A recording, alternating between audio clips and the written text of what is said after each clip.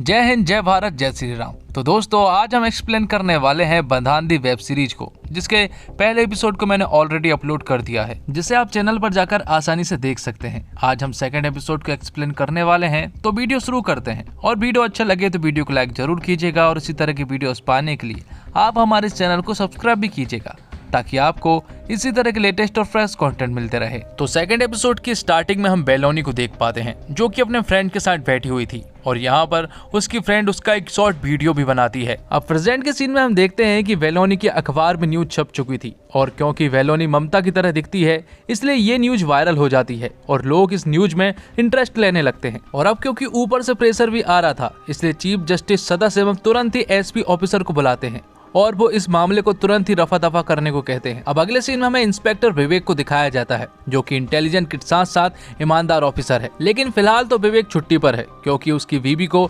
मायके छोड़ने के लिए जाना है। जिसके बाद हमें विवेक की बीबी आनंदी को दिखाया जाता है और आनंदी काफी खुश होती है, क्योंकि आज वो मायके जाने वाली होती है। लेकिन तभी अचानक से विवेक के पास एसपी सर का कॉल आता है और एसपी सर यहाँ पर विवेक को बेलोनी के केस के बारे में बताते हैं और कहते हैं कि ये केस बहुत ही ज्यादा इम्पोर्टेंट है, इसलिए तुमने जो भी छुट्टी ले रखी है उसे अभी कैंसिल करो और तुरंत ही पुलिस स्टेशन आओ। क्योंकि ये बात एसपी सर ने कही थी और ये केस इम्पोर्टेंट भी था, इसलिए विवेक उनकी बात को ना नहीं कर पाया और तुरंत ही पुलिस स्टेशन आने के लिए हाँ कर देता है। लेकिन जब ये बात आनंदी को पता चलती है तो आनंदी विवेक के ऊपर काफी गुस्सा करती है, क्योंकि विवेक ने वादा किया था कि वो कोई बहाना नहीं करेगा और वो उसे मायके तक छोड़कर आएगा।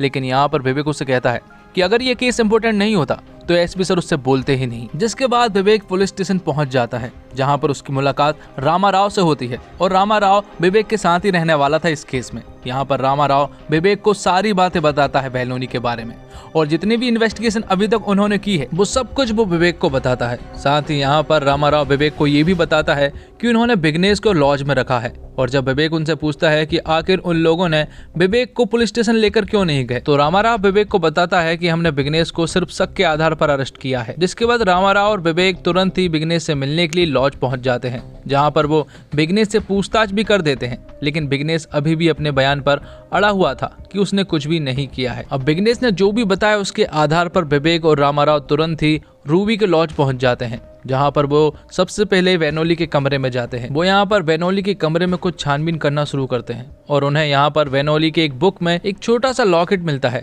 जिस पर कि टी लिखा हुआ था। अब रामाराव और विवेक रूबी से भी पूछताछ करते हैं। यहाँ पर रूबी का रो रो कर बुरा हाल था। साथ ही रूबी उन्हें ये भी बताती है कि ऐसा पहले भी हो चुका था। वेलोनी पहले भी 2-3 दिनों के लिए गायब हो गई थी और उन लोगों ने पुलिस स्टेशन में कंप्लेंट भी फाइल कराई थी, लेकिन अगले ही दिन वेलोनी अपने आप वापस आ गई थी, इसलिए इस बार उन लोगों ने पुलिस में कंप्लेंट दर्ज नहीं कराई। साथ ही यहाँ पर विवेक लॉज में ठहरे हुए लोगों से भी पूछताछ करते हैं, जिसमें कि एक आंटी थी और कई सारे लड़के थे जो कि वेलोनी से बात किया करते थे।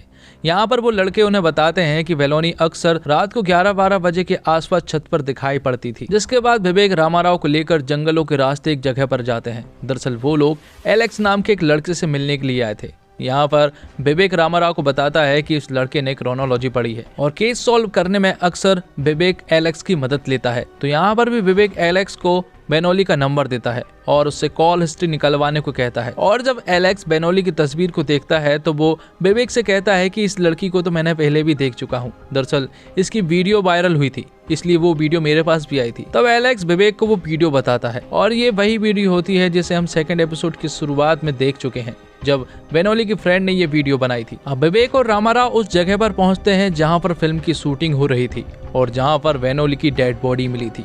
यहाँ पर पहुंचने के बाद वो लोग आजू बाजू में छानबीन करने लगते हैं। थोड़े आसपास घूमने के बाद विवेक को यहाँ पर एक कपड़े का टुकड़ा मिलता है। दरअसल में ये टुकड़ा बेनोली के ड्रेस का होता है और पुलिस वालों ने जब यहाँ पर छानबीन की थी तो उन्होंने सिर्फ डेड बॉडी के आजू बाजू में ही छानबीन की थी और ये टुकड़ा काफी दूर था। अब फ्लैशबैक के सीन में हम देखते हैं कि रूबी के लॉज में केएल सेबेस्टियन नाम का एक राइटर आता है, जो कि यहाँ पर रहने वाला था। इसलिए रूबी यहाँ पर सेबेस्टियन को कमरा दिखाने के लिए वेनोली को भेजती है और यहाँ पर वेनोली और सेबेस्टियन आपस में खूब सारी बातें करते हैं। अब रात हो चुकी थी और वेनोली और सेबेस्टियन फिर से बात करना शुरू करते हैं और काफी सारा टाइम साथ में स्पेंड भी करते हैं। साथ ही यहाँ पर हम देखते हैं कि सेबेस्टियन को कहीं ना कहीं वेनोली अब पसंद आने लगी थी। अब अगले सीन में प्रेजेंट का सीन दिखाया जाता है, जहाँ पर हम विवेक को देखते हैं जो कि टॉनी के फ्रेंड से बातचीत करने के लिए आए थे। दरअसल टॉनी के दोस्त ने ही वेनोली के बारे में पुलिस वालों को बताया था और जब यहाँ पर टॉनी का दोस्त टॉनी को देखता है तो वो अचानक से अपनी नजरें फेर लेता है और उसे नजरें फेरते हुए कहीं ना कहीं विवेक सर ने देख लिया था।